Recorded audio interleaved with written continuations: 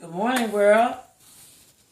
Another day, another way to show God how much we need Him and love Him. God is good all the time. He has done so much for us. Every day He awakes us to a new beginning. Another day, another way to start a new beginning. New choices. You know, we have the freedom to do and to go and to come as we please.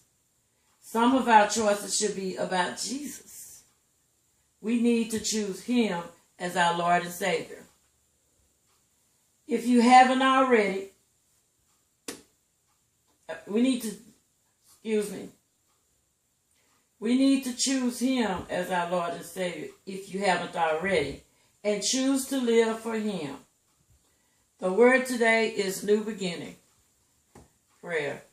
Lord Jesus, Father God, as we enter your gates with thanksgiving and your courts with praise, I just want to thank you right now, Heavenly Father, for another day that you have made. I will rejoice and be glad in it. I thank you for all you've done, all you're doing, and all you're going to do. I thank you for family, relatives, friends, enemies, spiritual families, and all your chosen vessels. Lord Jesus, Father God, you've been so good. I cannot tell it all. Lord, I thank you right now in the mighty name of Jesus for giving me the desire to want to share your words of encouragement. And Lord Jesus, Father God, right now, just ask and pray that you decrease me and increase more of you through my reading, oh Heavenly Father. I pray that it will touch someone. Just one, Lord. One, Lord Jesus, Father God. And may that one touch another. And may that one touch another. And another. And another. Because God, truly it is all about you. And I'll be careful to give you all the honor, the glory, and the praises. As you speak to me and speak through me for your purpose here on earth. Let thy perfect will be done in and through my life. I love you, Lord Jesus, Father God. I magnify you and I glorify you. And I'll be careful to give you all the honor, all the glory, and all the praises because you're worthy.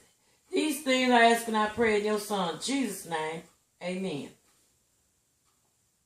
You know, that statement means a whole lot. A new beginning. It can mean a new day. New beginning of wisdom and knowledge and understanding. To change. To start over. Another day, another way. To praise God. To ask for forgiveness. To ask for help, strength, deliverance. Must I go on and on? I think you got it now. It's all about God. Another day, another way to choose to please God, people. Let's make better choices and make Jesus our choice. A new beginning. Let's do it. Let me read to you from Ephesians 1st chapter 15 through the 18th verse. And it's about prayer for wisdom. Verse 15, Ephesians 1st chapter, verse 15 read as, Therefore, also, after I heard of your faith in the Lord Jesus and your love for all the saints, do not cease to give thanks for you, making mention of you in my prayers, that the God of our Lord Jesus Christ, the Father of glory, may give to you the spirit of wisdom and revelation in the knowledge of Him. The eyes of your understanding being enlightened, that you may know what is the hope of His calling, what are the riches of the glory of His inheritance in the saints, and what is the exceeding greatness of His power toward us who believe, according to the working of His mighty power, which He worked in Christ when He raised Him from the dead and seated Him at His right hand in the heavenly places, far above all principality and power and might and dominion, and every name that is named, not only in this age, but also in that which is to come.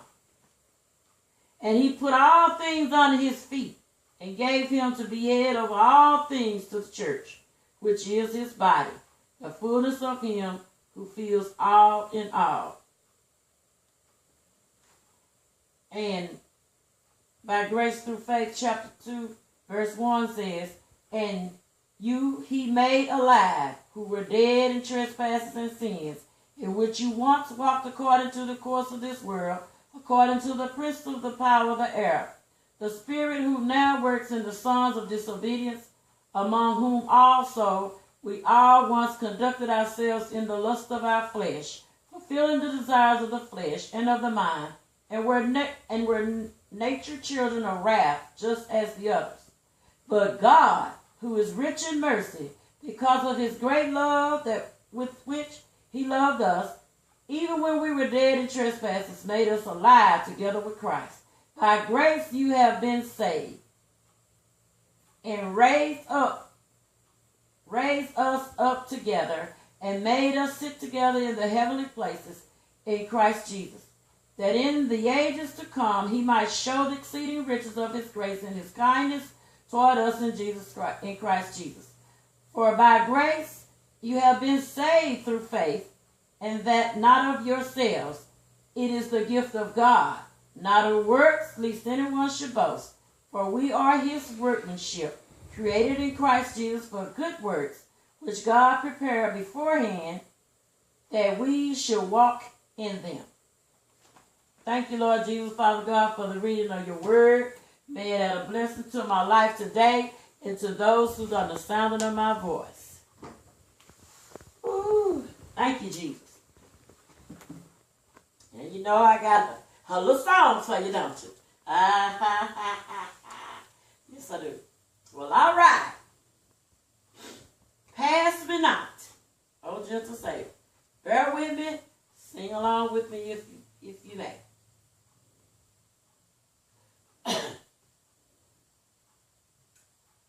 Keep these on.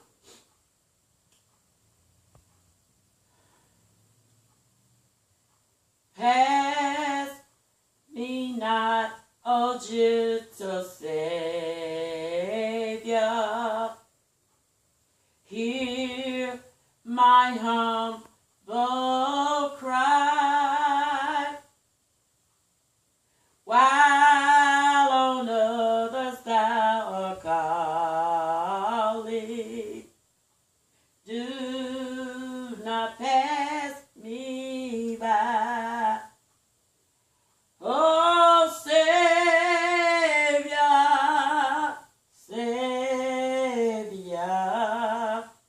hear my